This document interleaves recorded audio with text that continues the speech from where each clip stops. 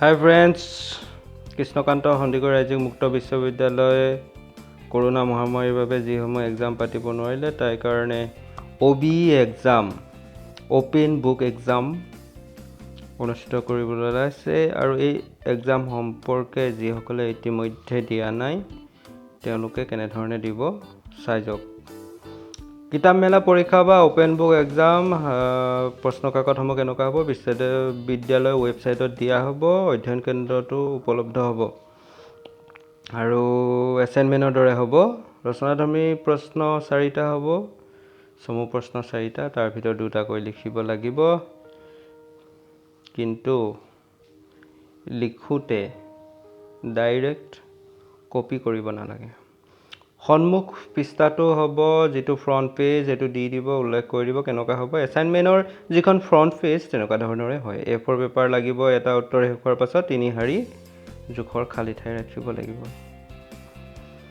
Page number দি যাব লাগিব আৰু নীলা বা ক'লা বল পেনহে ব্যৱহাৰ কৰিব আৰু নিজৰ হাতেৰে লিখাটো বৰ প্ৰয়োজনীয়। এই কথা মনত ৰখা উচিত।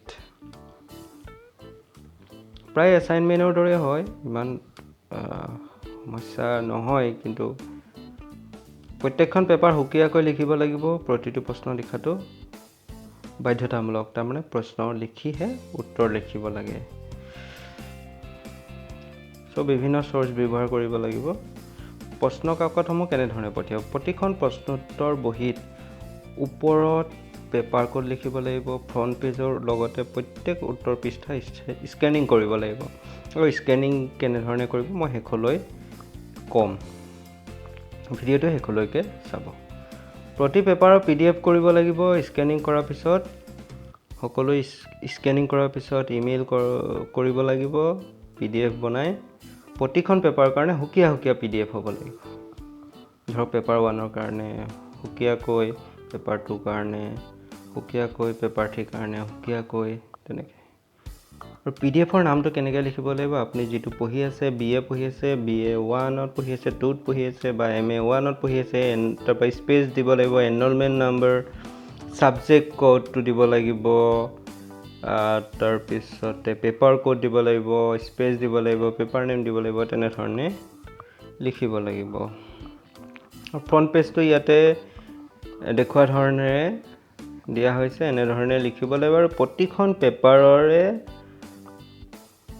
প্ৰথম পেজটো এই ফ্ৰণ্ট পেজটো দিব লাগিব। প্ৰতিখন PDF কৰোঁতে ফ্ৰণ্ট পেজটো দিব লাগিব, তাৰপিছতহে বাকী উত্তৰ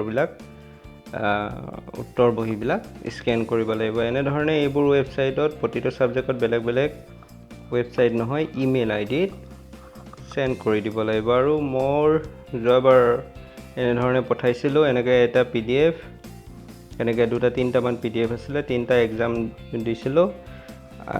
ইতিমধ্যে এটা হৈছিলে অফলাইনত, পাছত অনলাইনত দিয়া হ'ল। আৰু আপুনি কেনেধৰণেৰে আপুনি PDFবোৰ বনাব, এটা চিম্পল এপ আছে, আপুনি ডাউনলোড কৰি ল'ব পাৰে প্লে ষ্ট'ৰৰ পৰা, ইমেজ টু PDF। এতিয়া কেনেধৰণে PDF কৰিব, আপুনি ফটো মাৰিব লাগিব। প্ৰথমে ফটোখিনি চিলেক্ট কৰি ইয়াতে PDF, ইজি ৱে হয় এইটো ইমেজ টু PDF নিয়া, ভেৰি চিম্পল। আপোনালোকে এপটো ডাউনলোড কৰিলেই গম পাই যাব আৰু প্ৰতিটো PDF বেলেগ বেলেগ পেপাৰৰ PDF বনাব লাগিব। All the best.